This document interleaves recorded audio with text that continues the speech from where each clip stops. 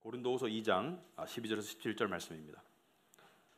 내가 그리스도의 복음을 위하여 드로아의 이름에 주 안에서 문이 내게 열렸을 때 내가 내 형제 디도를 만나지 못하므로 내 심령이 편하지 못하여 그들을 작별하고 마게도냐로 갔노라. 항상 우리를 그리스도 안에서 이기게 하시고 우리로 말미암아 각처에서 그리스도를 아는 냄새를 나타내시는 하나님께 감사하노라. 우리는 구원받는 자들에게나 망하는 자들에게나 하나님 앞에서 그리스도의 향기니 이 사람에게는 사망으로부터 사망에 이르는 냄새요 저 사람에게는 생명으로부터 생명에 이르는 냄새라. 누가 이 일을 감당하리요? 우리는 수많은 사람들처럼 하나님의 말씀을 혼잡하게 하지 아니하고 곧 순전함으로 하나님께 받은 것 같이 하나님 앞에서와 그리스도 안에서 말하노라. 아멘. 앉으시기 바랍니다.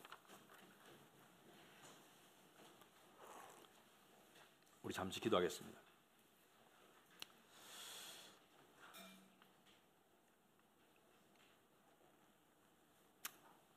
지금도 우리를 눈동자같이 지키시며 우리를 위해서 기도하시는 성부 하나님과 성자 예수님, 그리고 우리 안에 오셔서 우리를 위로하시고 인도하시고 또 우리에게 은혜와 힘을 주시기를 원하시는 성령님, 우리가 한 주간의 삶을 어떻게 살았든지 상관없이 이 시간 하나님께 초집중함으로 말미암아 하나님께서 예비하신 위로와 안식과 힘과 능력과 은혜를 우리가 충만하게 받아 누리기를 원합니다. 오늘 주신 말씀, 이 말씀을 통해서 우리의 마음 속에 들어오셔서 우리의 마음을 때로는 어루만지시고 또 때로는 찌르시며, 하지만 그 모든 속에서 하나님의 은혜의 손길을 우리가 누리기를 원합니다. 우리 각자의 형편과 상황이 다르겠지만 동일하신 하나님께서 동일하신 전능하신 말씀을 통해서 우리에게 말씀하여 주시옵소서. 예수님 이름으로 기도합나이다. 아멘. 우리 사람에게는 이 풍기는 냄새가 있습니다. 제가 말하는 것은 향수를 말하는 게 아니고요, 그의 내면의 모습에서 뿜어 나오는 냄새가 있다고 생각합니다. 그게 인격이든 성품이든 하여튼 냄새가 있는데요, 오늘 본문 말씀을 통해서 사도 바울은 그리스도의 향기가 우리한테서 나온다 이렇게 얘기합니다. 그리스도의 향기, 그리스도의 향기가 무엇인지 오늘 살펴볼 것입니다. 만일 그런 향기가 있다면 그것은 어떤 냄새이며 또 그 냄새를 맡는 사람들은 어떤 느낌을 가질 것인가 오늘 살펴보기를 원합니다. 더욱이 그리스도의 향기가 뿜어져 나오는 사람에게는 어떤 은혜와 어떤 축복이 있는지 살펴보기를 원합니다. 그래서 우리 12절부터 보도록 하겠습니다. 사도 바울이 내가 그리스도의 복음을 위하여 드로아의 이름에 주 안에서 문이 내게 열렸으되, 여러분 그 사도 바울은요, 먼저 자기의 삶의 목적과 삶의 존재 의식이 분명했어요. 복음을 위해서 살았어요. 복음을 위해서. 여러분, 그 사도 바울에게만 해당되는 것이 아니고 여러분이 직장을 위해서, 돈을 벌기 위해서, 가족을 위해서 다 좋습니다만은 우리 삶의 가장 지속적이고 가장 뚜렷한 목적은 바로 복음을 위한 것이다. 이것을 분명히 하길 바랍니다. 이것은 사역자들에게만 해당되는 게 아니에요. 이것은 모든 그리스도인이 복음을 위해서 살아가는 거예요. 근데 드로아는 그리스와 소아시아 사이에 에게해라는 바다가 있죠. 에게해라는 바다에 있는 항구 도시입니다. 이 드로아는 마게도냐로 가는 배들이 정박하던 곳이에요. 바울은 드로아에서 나중에 마게도냐로 간다고 이야기하고 있습니다. 아무튼지 간에 드로아에서 어떤 일이 있었느냐? 드로아에서 이 문이 열렸어요. 주 안에서 문이 내게 열렸다. 이게 무슨 뜻입니까? 복음 전파의 문이 열렸다. 또는 그리스도의 십자가의 복음을 향해서 마음의 문을 여는 사람들이 생겨났다는 거예요. 드로아에서. 여러분, 사람이 십자가를 들을 때 그게 허황된 이야기로 들릴 수 있습니다. 무관심할 수 있고요, 심지어 비웃을 수 있습니다. 그런 설화와 같은, 그런 신화와 같은 이야기를 믿는단 말이에요. 하지만 어떤 영혼들은 이상하게도 그 십자가를 들으면서 이것이 나에 관한 이야기?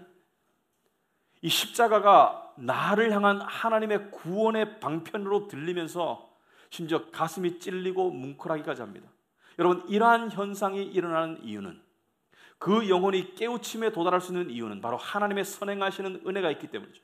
하나님께서 그 영혼 가운데 그것을 볼 수 있는 눈을 주시고 깨달을 수 있는 마음을 주시고 들을 수 있는 귀를 주셔서 그 영혼이 그것을, 그 진리를 받아들이게 되는 그러한 기쁘고 놀라운 일이 들어와서 있었다. 여러분, 사역자에게 이 이상 가는 기쁨이 없습니다. 여러분, 사역자의 가장 기쁨은 무엇입니까?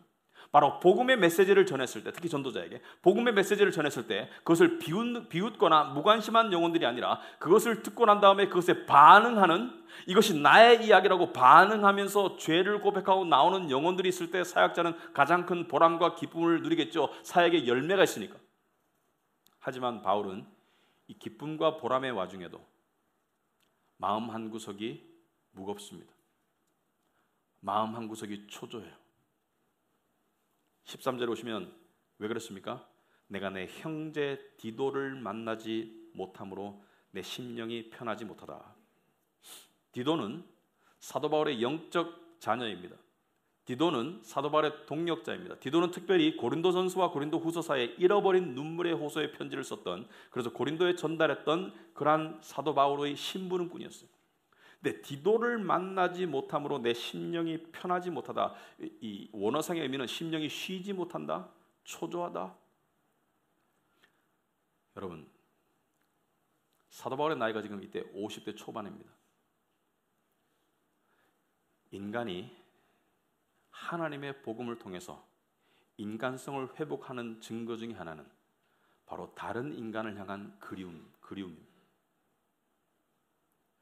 가족이 아니라, 연인이 아니라 할지라도 또 다른 한 인간을 향한 그리움. 우리는 많이 무뎌지기 때문에 나이가 들수록 다른 인간을 향한 그리움을 갖는다는 것이 무엇인지 잘 몰라요. 하지만 사람은 누군가를 그리워할 수 있는 그런 고귀한 능력을 가지고 있습니다. 누가 보고 싶고 그리워지는, 바꿔 말해서 누군가가 나를 그리워하는, 나 자체를 보고 싶어하는, 사도 바울은 그런 영혼의 소유자였습니다. 50대 초반임에도 불구하고. 그 당시에는 굉장히 지금 같으면 70대 노인이죠. 그러한 그리움의 소유자였고요. 또 한 가지, 믿음이 좋다고 해가지고 마음이 항상 늘 단단하고 확신에 차 있고 평강하지는 않습니다. 사도 바울은 믿음이 좋았고 복음을 위해 살았고 사역의 열매 가운데 있었지만 그 마음 속에는 고충이 있었어요. 그 마음에는 아픔이 있었습니다. 여러분, 믿음이 좋다는 것은 아픔과 초조와 불안이 없다는 것이 아닙니다. 믿음이 좋다는 것은 그 아픔과 초조와 불안의 모든 순간을 통해서 바로 하나님을 의지할 줄 아는 그런 마음이 있다는 거예요. 여러분, 우리 신앙생활 하다가요, 한 3일 평강해요. 근데 4일째 안 평강해요. 그러면 우리는 질문하기 시작합니다. 왜 안 평강하지? 3일 동안 평강했는데 왜 내가 뭘 잘못했지? 아니, 그게 아니고요. 사람은요, 초조와 불안과 마음의 무거움이 항상 왔다 갔다 할 수밖에 없는 그런 나약한 존재이기 때문에 바로 그 순간 하나님께 나아가라는 뜻이에요. 인생의 날마다 어려운 순간마다 주님을 바로바로 의지하는 것을 배운 사람이 믿음이 좋은 사람이에요.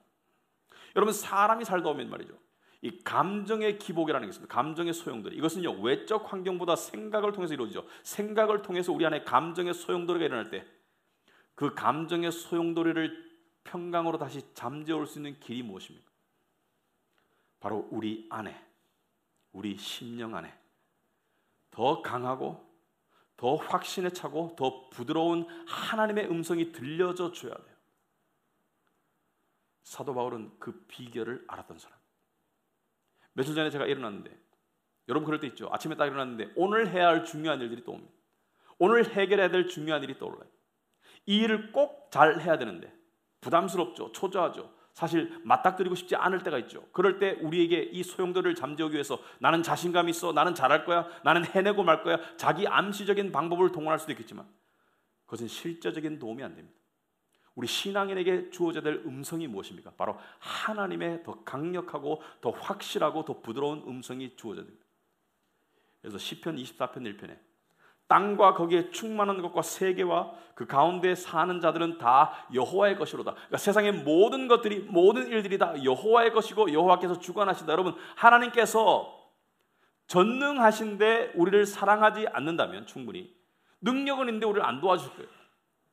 반대로 하나님 우리를 사랑하시는데 전능하지 않다면 우리를 도와주고 싶어도 도와줄 능력이 없을 겁니다. 그런지 하나님은 둘 다를 가지고 있어요. 하나님께서는 세상 모든 것이 하나님의 것이고 하나님께서 이렇게 말씀하십니다. 너의 모든 염려를 내게 맡겨라. 내가 너를 보살필 것이다. 여러분, 성경 말씀 속에 그런 말씀이 많죠. 베드로전서 5장 7절에 너의 염려를 다 주께 맡기라. 이는 그가 너희를 돌보심이라.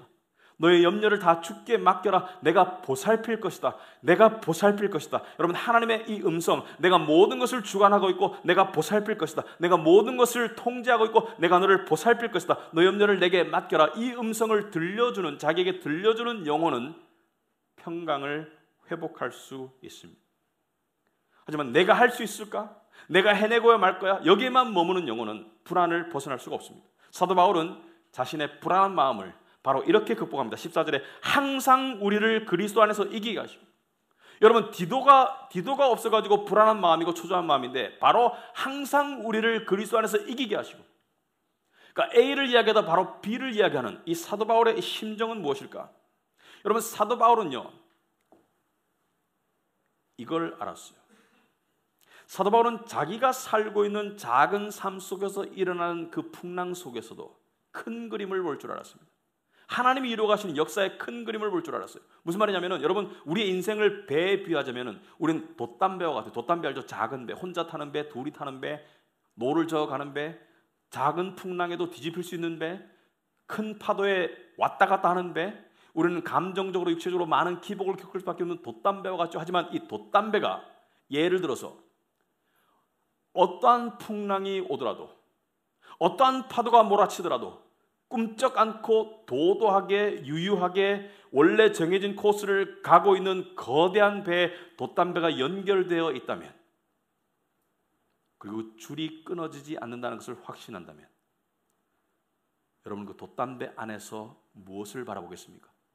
돛담배 안에서 돛담배를 바라보면 패닉해요. 하지만 돛담배를 끌고 가고 있는 큰 배를 바라보면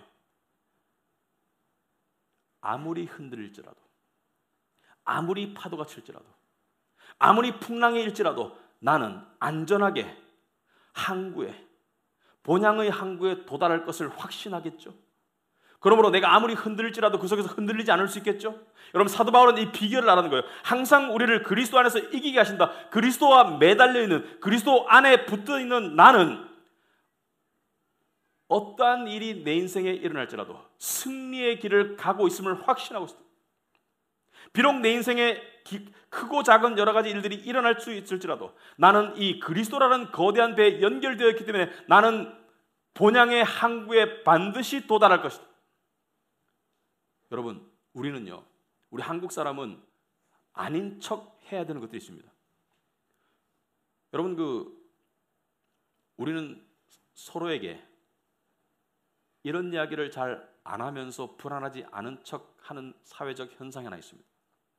제가 이번 주에 미국에 있는 잘 아는 지인으로부터 연락을 받았어요. 괜찮아? 뭔 말씀을 하십니까? 아니, 지금 미국에서는 한국에서 전쟁이 날 거라고 지금 그게 탑 뉴스랍니다. 우리 신문에 보면 작게 뜨죠. 얼마 전에 의회 연설, 탈북자 초청, 백악관에 또 7, 8명의 탈북자를 또 초청했어요. 그런데 기자들이 하는 말이, 제가 여러분 겁주려고 하는 게 아니고요, 기자들이 하는 말이 이라크 때와 비슷하다. 더 이상 중국의 도움을 요구하지도 않고 이 악의 축, 그러니까 세상에서 이 악한 정부는 없어져야 된다. 오토 완비어라고 미국 청년 죽었는 거 알죠? 그 청년 부모도 초청해서 이 비인륜적인 정권은 무너져야 된다. 이게 트럼프의 핵심 메시지였고요. 기자들이 트럼프 이 정부 내각의 관료들을 취재해 보니까 미국 사람들이 생각하는 것보다 훨씬 더 전쟁에 다가가 있다, 이렇게 얘기합니다. 그리고 지금 올림픽 이후를 대비해서, 물론 제 말이 틀릴 수도 있습니다. 틀리길 바라요. 그러니까 이 기사의 내용은 우리가 생각한 것보다 훨씬 더 전쟁이 현실이 될 수 있다는 것을 이야기하고 있는 거예요. 우리는 제가 그래서 그 이야기를 듣고 난 다음에 조선일보, 중앙일보 뭐 여러 가지 신문을 봤어요. 근데 작게 놨어요. 코피 전략이라고. 코피를 터뜨릴 것이다. 작게 놨어요. 근데 지금 미국에서는 이게 제일 큰 뉴스예요. 수백만 명이 죽을 수 있고요. 지금 대한민국에 거하는 외국 사람들이 미국인이 한 30만 명쯤 됩니다. 도시 하나가 날아갈 수 있는 그러한 인구가 한국에 살고 있지만 전쟁이 날 수 있다라고 많은 사람들이 이야기합니다. 여러분, 한국 사람들은 그거 다 신경 쓰면 불안해서 못 살아요. 하지만 그게 현실이기 때문에 우리는 불안할 수 있습니다. 특히 자식 가진 부분도 불안할 수 있어요. 여러분, 세상이 미쳐가면 우리도 함께 미쳐야 되겠습니다. 세상이 미쳐가면 우리도 믿음으로 함께 미쳐가야 됩니다. 여러분, 우리는 어떻게 미쳐가야 되느냐? 여러분, 세상이 요동칠 때, 세상에 소용돌이가 있을 때 우리는 어떻게 무엇을 바라보고 꽂혀 미쳐가야 되는가? 17세기인가 18세기예요. 영국과 유럽은 많은 사람들이, 유럽 사람들이 영국에서 살고 영국 사람들이 유럽에 살았어요. 영국의 어떤 목사님 가정이 유럽에서 사역을 했습니다. 애가 4명 있었어요. 이름을 제가 까먹었어요. 근데 어느 날 와이프와 사모님과 4명의 자녀가 영국의 고향에 방문을 하게 되었어요.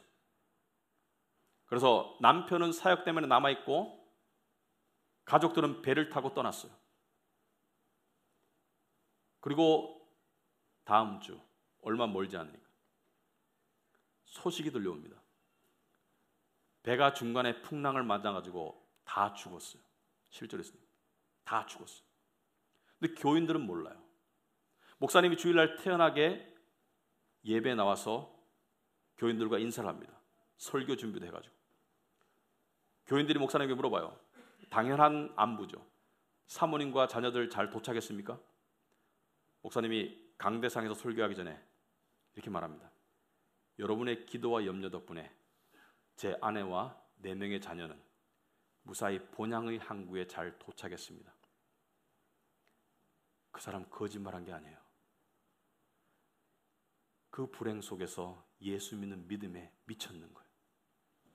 다 구원을 받았기 때문에, 다 예수를 믿었던 자녀이고 와이프였기 때문에, 그들은 비록 이 땅에서는 바닷물에 수장되었지만 그들은 지금 본향 천국의 항구에 무사히 도착했다는 것을 이야기하는 거예요. 여러분, 우리는 이러한 믿음을 가지고 살아야 돼요. 우리 삶 속에서 어떠한 일이 있을지라도 우리는 그리스도와 연결되었다는 것을 알아야 합니다. 여러분, 그리스도의 향기가 난다는 것은 무엇을 말합니까? 여러분, 그리스도의 향기가 난다, 제가 서두에 먼저 그리스도의 냄새가 난다는 것은 무엇을 말합니까? 그것이 뭐 친절한 마음 맞아요. 그것이 뭐 온유한 마음 맞을 수 있습니다. 하지만 그리스도의 향기가 항상 그런 것만 아니에요. 그리스도의 향기는 무엇입니까? 여러분, 먼저 향기가 무엇입니까? 성경에서 말하는 어로마, 프레그란스, 향기가 뭐예요? 냄새가 뭡니까? 하나님이 기뻐하시는 냄새가 뭡니까? 이것은 구약 성경을 보면 알 수가 있어요. 여러분, 구약 성경에 하나님이 뭘 기뻐하셨나요? 바로 제단에 바쳐진 제물이 타면서, 유향과 섞인 제물이 타면서 나는 냄새를 하나님이 기뻐하셨어요. 레위기에 보면은 제사를 드릴 때 제단 위에 불태워서 올리는 번제, 그 번제에서 나는 냄새를 하나님이 기뻐하셨어요. 말하자면은 하나님을 위해서 하나님께 바쳐진 제물에서 나는 냄새가 바로 이 향기를 말하는 거예요. 그 다음 그리스도의 향기는 뭘 말하는가? 여러분, 그리스도의 향기는 뭘 말합니까? 에베소서 5장 2절에 그리스도께서 너희를 사랑하신 것 같이 너희도 사랑 가운데서 행하라. 그는 우리를 위하여 자신을 버리사 향기로운 제물과 희생 제물로 하나님께 드리셨느니라. 여기 그리스도가 향기로운 제물이 되었다는 것은 그리스도가 희생의 제물이 되었다. 하나님께 바쳐진 희생의 제물이 되었다. 너희를 사랑하신 것 같이 너희를 위하여 자신을 버리신 제물의 그리스도를 말하는 거예요. 여러분, 그리스도의 삶 가운데 그리스도가 흘렸던 땀, 그리스도가 흘렸던 피, 그리스도의 몸에서, 그리스도의 영혼에서 나는 냄새, 하나님께 드려진, 사람들의 구원을 위해서 하나님께 드려진 그리스도의 제물의 향기를 하나님이 기뻐하셨다는 거예요. 왜 기뻐하셨을까? 그 땀 냄새, 그 피 냄새가, 그 냄새 자체는 역겨울 수 있어요. 근데 왜 기뻐하셨을까? 옛날에 이런 영화의 장면이 있었습니다. 건물에 화재가 났어요. 근데 거기에 딸을 남겨두고 있는 부모가 딸을 구하기 위해서 뛰어들어가고 싶은데 사람들이 붙잡아요. 왜냐하면 가면 죽으니까. 딸이 저기서 불타고 있는 거예요. 발을 동동 굴리고 있는데 소방관이 장비를 갖추고 불 속으로 뛰어갑니다. 목숨을 걸고. 그리고 가서 얼마 있다가 딸을 안고 튀어나와요. 불 밖으로. 부모가 막 달려갑니다. 엄마는 딸을 끌어안아요. 살아있어. 아빠는 소방관을 껴안습니다. 고맙다고. 그 소방관의 몸에서 나오는 불냄새, 땀냄새, 그게 그 아빠에게는 향기로운 냄새인 거예요. 왜? 내 딸의 생명을 살렸기 때문에.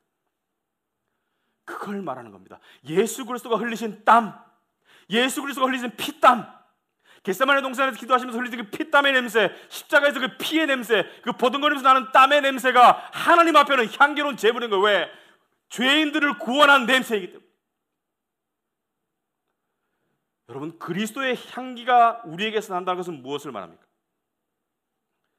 바로 우리 안에 주님의 모습을 따라 사는 그 믿음의 삶, 그 희생의 삶, 그 사랑의 삶이 우리 안에 살아있을 때 나오는 냄새입니다. 그러므로 이 그리스도의 향기는 모든 믿는 자에게 나는 냄새가 아니에요. 여러분, 많은 사람들이 예수를 믿지만 어떤 사람에게는 그리스도의 향기가 점점 나는 사람이 있고요, 희생과 섬김을 통해서, 드려짐을 통해서 어떤 사람에게는 그리스도의 향기가 점점 더 잠자는 사람이 있습니다. 잠재력은 있어요. 하지만 세상 가운데 너무나 휩쓸려 있기 때문에 그리스도를 따라 사는 삶을 안 살기 때문에, 여러분, 그리스도의 향기가 없으면 그리스도의 능력도 없고요, 그리스도의 은혜도 없습니다. 그리스도의 향기를 잃으면 세상 사람들이 짓밟아요. 그리스도의 향기가 있는 사람은 그 향기만 나는 것이 아니라 그 속에서 뿜어져 나오는 하나님의 능력이 있는 것입니다. 그리스도를 따라 사는 사람은 세상을 이기는 사람이에요. 우린 정신을 차려야 할 시대를 살아가고 있습니다. 여러 가지 이유 속에서, 신앙적인 이유 속에서, 많은 교회들이 잠자는 이 속에서 우리는 깨어나야 되고요, 세상이 흉흉한 이 속에서 우리는 믿음으로 미쳐가야 되고요, 세상의 많은 기사들이 우리에게 탐심과 걱정과 유혹을 자극할 때 우리는 그리스도로 점점 더 미쳐가지 않으면 이 세상을 살아갈 수가 없는 거예요. 신앙인으로서. 16절에 이 냄새가 이 사람에게는 사망으로부터 사망에 이르는 냄새요, 저 사람에게는 생명으로부터 생명에 이르는 냄새라.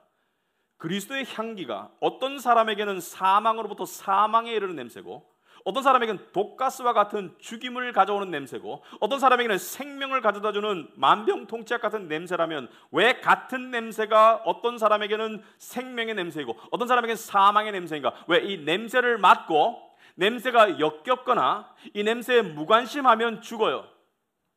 하지만 이 냄새를 맡고 이 냄새를 통해서 내 안에 죄가 깨달아지고, 이 냄새를 통해서 하나님의 은혜가 깨달아지고, 이 냄새를 통해서 십자가로 나오는 사람은 살아요.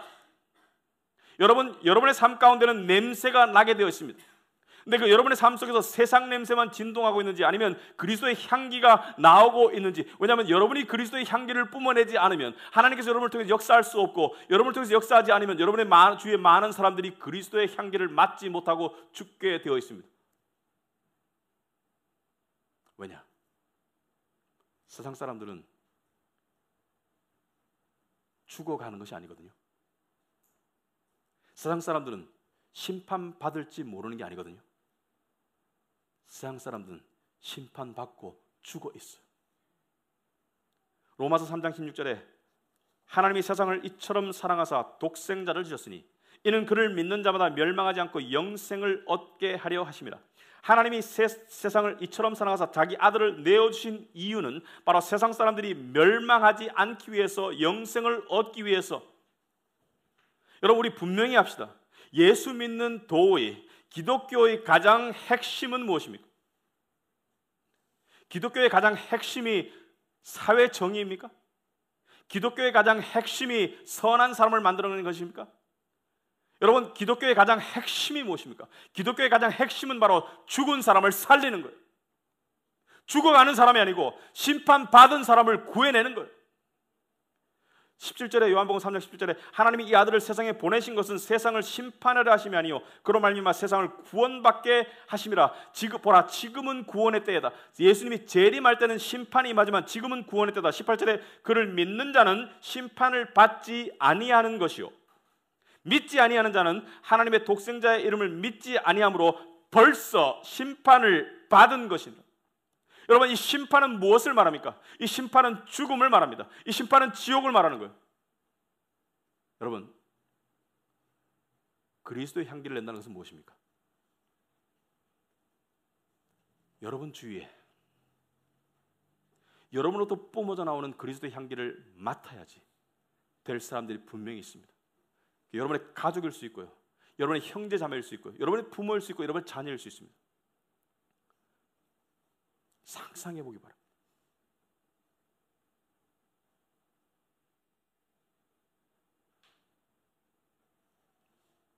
우리 의사 중에 남궁인 씨라는 사람이 있어요. 아는 사람 알 거예요. 책을 열어봤었어요. 응급의학과 전문입니다. 하루에도 수많은 죽어가는 사람들 보는 사람이에요. 이 사람이 자살자를 비롯해가지고 하루에 많게는 10명의 죽어가는 사람들을 보는 사람이에요. 이 사람이 이런 글을 썼습니다. 나는 무수한 죽음을 목격했다. 그만큼의 죽음을 앞둔 눈빛도 보았다. 대체로 그것들은 힘없이 감겨있거나 초점 없이 풀려있다. 어떤 감정도 전하지 못하는 눈빛을 남기고 사람들은 그리 허무하게 죽는다. 하지만 분명히 무엇인가를 도려내는 눈빛을 남기고 가는 사람이 있다. 날카롭고 서늘하고 섬뜩한 기분에 빠뜨리는 검은 눈동자다. 그것은 목격한 사람에게 잊을 수 없는 저주를 남긴다. 왜냐하면 그가 혼신의 힘을 다해 마지막으로 남긴 것이기 때문이다. 여러분 주위에 여러분이 사랑하는 사람이 이런 눈빛으로 죽기를 원합니까? 제가 아는 미국인, 우리 부부가 아는 미국인 친구 중에 미국의 911, 우리나라 119 근무하시는 분이 있어요. 수많은 사고의 죽음을 목격하는 사람입니다.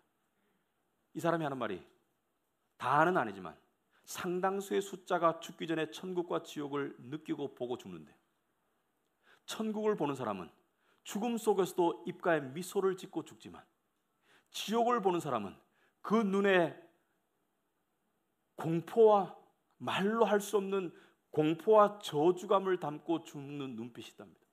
여러분이 그리스도의 향기를 뿜어내지 않으면 여러분이 사랑하는 사람이 이렇게 죽을 수 있어요.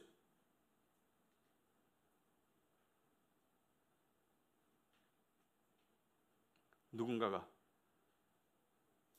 전해야 합니다. 복음을 위해 살아야 합니다. 이건 목사나 사역자만의 몫이 아닙니다. 물론 목사나 사역자가 더 열심히 해야 되겠죠. 여러분, 교회 왜 다닙니까? 예수 왜 믿습니까? 전도 왜 해야 됩니까? 사람을 살려야 됩니다. 내가 가지고 있는 불편함, 내가 가지고 있는 쭈삣함, 그것보다 더 중요한 것은 그 사람이 살아야 되는 거예요.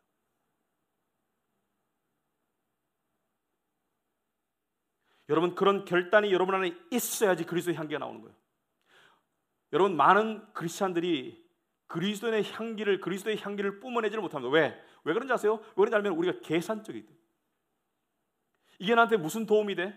이게 나한테 돈을 줘? 성공을 가져다 줘? 이게 나한테 무슨 유익이 돼? 여러분 생각해보세요. 여러분이 지금 앞으로 1시간 동안 이걸 열심히 하면 100만 원 줄게. 열심히 할 사람 99%일 거예요. 여러분이 지금 일주일 동안 이걸 열심히 하면 여러분에게 큰 집을 하나 줄게. 여러분 일주일 동안 죽도록 열심히 할 겁니다. 왜? 계산하기 때문에. 신앙생활 열심히 왜 안 되는 줄 아십니까? 계산에 답이 안 나와요. 계산에 답이 안 나와. 그런데 어떻게 그리스도의 향기를 뿜어내며 살 수 있는가? 사도 바울은 어떠한 이유도 제공하지 않습니다. 이거 하나밖에. 갈라디아서 2장 20절입니다. 내가 그리스도와 함께 십자가에 못 박혀 죽었나니 그런즉 이제는 내가 사는 것이 아니요 오직 내 안에 그리스도께서 사시는 것이라. 이제 내가 육체 가운데 사는 것은 이제 내가 육체 가운데 사는 것은, 내가 이렇게 사는 것은 나를 사랑하사 나를 위하여 자기 자신을 버리신 하나님의 아들을 믿는 믿음 안에서 사는 것이라. 내가 이렇게 사는 것은, 내가 이렇게 고생하고 땀 흘리고 내가 이렇게 죽음을 무릅쓰고 내가 이렇게 그리스도의 향기를 뿜어내면서 사는 이유는 바로 나를 위해서 죽으신 예수님 때문에, 나를 위해서 이 땅에 오셔서 그 고통과 수치를 다 감당하시고 나를 위해서 십자가에 죽으신 예수님 때문에, 그분의 은혜를 생각할 때, 그분의 사랑을 생각할 때, 그분의 희생을 생각할 때 내가 더 이상 예전처럼 살 수 없는 거죠. 여러분, 십자가의 은혜가 여러분 안에 살아있지 않으면 절대로 그리스도의 향기를 뿜어낼 수 없습니다. 그리스도의 향기가 뿜어나지 않으면 여러분은 세상에서 패배할 거예요. 세상의 두려움에 사로잡힐 것이고, 세상의 욕심에 사로잡힐 것이고, 세상의 걱정에 사로잡힐 것이고, 세상의 분노에 사로잡힐 것이고, 여러분은 절대로 세상 못 이겨요.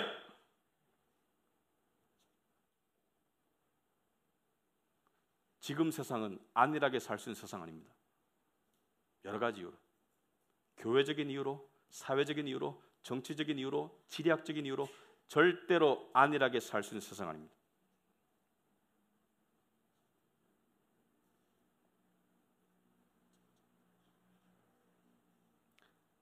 나의 영광, 나의 욕심, 나의 계획, 나의 작은 돛담배 안에 푹 빠져가지고 수많은 감정적인 기복을 겪으면서 그냥 예수 믿지만 고아처럼 사는 인생, 차라리 안 믿는 게 더 행복할 겁니다. 우리는 끊임없이 진리를 바라봐야 됩니다. 이 세상을 넘어서는 진리를 바라봐야 돼요. 여러분, 예수 믿는 사람에게요, 세상 사람들이 예수 믿는 사람의 삶을 바라보면서, 저와 여러분의 삶을 바라보면서 우리의 삶의 형태와 방식이 다 이해가 되고 수긍이 되면 우린 잘못 살고 있는 거예요. 세상 사람들이 봤을 때 저 사람의 삶은 좀 이상하다, 저 사람의 삶은 말이 안 된다, 그런 부분이 반드시 있어야지 그리스도의 향기가 나는 사람이에요. 너는 일요일에 피곤하지도 않니? 집에서 쉬어도 피로가 풀릴까 말까 하는데 교회는 왜 가? 너는 적금 붓기도 빠듯한데 헌금은 왜 11조 한다고? 10%나? 너 제정신이야? 넌 안 그래도 너 혼자 살기도 피곤한데 남을 보살핀다고 신경 써? 남을 보살핀다고 시간 쓰고 돈 써? 다른 애들은 다 학원 보내는데 너는 애 학원 안 보내고 교회 보내고 뭐 저녁에 성경책 읽어준다고? 그런다고 애가 성적이 올라가니 출세하겠니? 조금만 더 대인관계에 신경 쓰면 출세를 더 할 수 있을 건데 왜 예수 믿는다고 시간 올인 못해?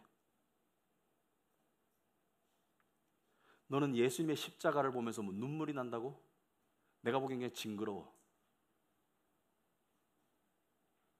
사랑의 하나님이 자기 아들을 저렇게 죽였다고? 이해 안 돼. 너는 주중에 피곤하면서도 성경 공부한다고? 성경 공부하면 피로가 풀리니? 이해 안 되는 구석들이. 이해 안 되지만 우리는 이해가 되는 거예요.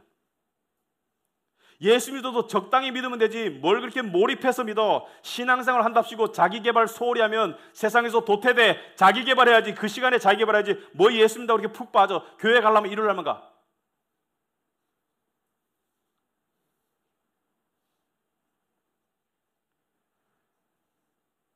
하지만 놀랍게도 그 와중에도 우리의 이상한 삶, 세상적으로 납득이 안 되는 삶을 보면서 의구심을 가지는 영혼들이 있을 겁니다. 너는 특별히 다른 사람보다 더 가진 것도 없는데 왜 삶에 여유가 있어? 이 정도 같으면 너도 초조하고 화가 날 텐데 너는 어떻게 인내하고 참아낼 수 있어? 보통 사람들은 자기 입장만 생각하는데 너는 왜 남을 생각하고 배려를 할 줄 알아? 넌 교회 왜 다녀? 네가 믿는 예수는 누구야? 옛날에는 네가 그런 자식이 아니었는데 네가 많이 달라졌어. 그 비결이 뭐야? 그리스도의 향기가 나는 사람들에게는 그런 놀라운 역사도 일어나는 거예요. 여러분, 솔직하게 저와 여러분 그리스도의 향기가 많이 부족할 겁니다. 많이 부족해요. 왜 많이 부족한지 아십니까? 오늘 17절에 보시면 우리는 수많은 사람들처럼 하나님의 말씀을 혼잡하게 하지 아니하고 곧 순전함으로 하나님께 받은 것 같이 하나님 앞에서와 그리스도 안에서 말하노라. 이게 무슨 뜻입니까? 여러분, 풀어서 말하자면 교회 안에 이런 종류의 사람도 있습니다. 첫째는 하나님의 말씀을 몰라. 하나님의 말씀을 잘 몰라. 그리스도의 향기가 나올 수가 없어요. 그리스도의 향기에 재료가 없는데 그리스도의 향기가 나올 수가 있습니까? 없어요. 두 번째 부류사 이런 사람이에요. 여러분, 이때가 지금 사도 바울이 쓸 때가 예수님이 부활하시고 십자가에 죽으시고 부활하시고 20년밖에 안 돼. 20년밖에 안 됐는데 교회 안에 입으로만 떠드는 그리스도인들이 참 많아요. 입으로만. 무슨 말이냐면은 수많은 사람들처럼 하나님의 말씀을 혼잡하게 한다. 그래서 말씀을 혼잡하게 한다는 것은 입으로만 떠드는 사람, 입으로만 떠드는 사람. 신앙이 되게 좋아 보여. 입으로 많이 떠드니까. 근데 그 내면 속에 그리스도의 향기가 없어요. 왜 없어요? 왜 없냐면 입으로 떠드는데, 입으로 10가지를 떠드는데 한 가지도 실천 안 해. 남에게 보여주기 식의 신앙생활의 모습은 있지만 내면은 내적에 그리스도를 향한 간절한 마음이 없어. 그리스도를 향한 간절한 섬김도 없고 그리스도를 향한 간절한 희생도 없고 그리스도를 사랑하지 않아. 그리스도를 사랑한다면 그리스도와 시간을 보낼 것이고 그리스도를 사랑한다면 그리스도를 위해서 투자할 거예요.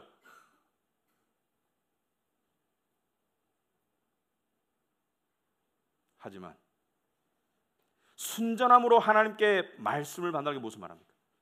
이 순전하다는 것은 무엇을 말합니까? 하나를 들어도 진지하게 듣고 순종하는 믿음을 말합니다. 여러분, 저는요, 여러분이 설교 듣고 난 다음에 5가지, 6가지 기억하기를 절대로 원하지 않습니다. 여러분이 한 개만 집중적으로 생각하고 주중에 순종하기를 원합니다. 왜? 그 한 개가 수만 가지 변화를 가져올 거예요. 여러분, 결론적으로 말하겠습니다. 여러분이 예수 믿는다면 여러분 안에 그리스도가 있습니다. 그리고 그리스도는 향기를 낼 수 있어요. 향기가 뿜어져 나와야 돼요. 그 그리스도의 향기가 뿜어져 나오지 않으면 우리는 세상에 지고 맙니다. 결단하시기 바랍니다. 무엇이 여러분의 생각을 가장 사로잡고, 무엇이 여러분을 가장 고민에 빠뜨리고, 무엇이 여러분을 가장 들뜨게 만들고, 무엇이 여러분의 마음을 가장 사로잡는가, 그것이 그리스도가 될 때까지 하셔야 되는.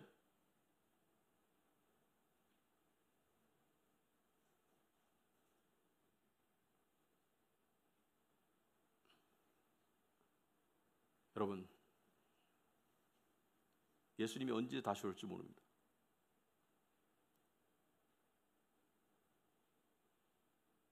그리스도의 향기가 뿜어져 나오는 사람은 점점 더 예수님을 기다리는 사람이에요. 왜냐하면 예수님 없이는 해결 안 됩니다. 이 세상이 가지고 있는 수많은 망가진 문제들, 예수님 없이는 해결 안 됩니다. 우리가 이 세상의 수많은 문제들 속에서도 세상을 즐기고 떠나고 싶지 않은 마음이 있는 것은 그만큼 이 더러움 속에 동화되었기 때문이에요. 하지만 그리스도의 향기가 뿜어져 나오는 사람은 세상이 점점 더 거룩하게 싫어집니다. 마치 신선한 공기를 마신 사람은 더 이상 오염된 공기가 싫어요. 담배를 끊은 사람은 담배 연기가 맡기 싫어지듯이 그리스도의 향기가 뿜어져 나오는 그런 삶으로 결단하고 나아갈 수 있기를 바랍니다. 아멘. 기도하겠습니다.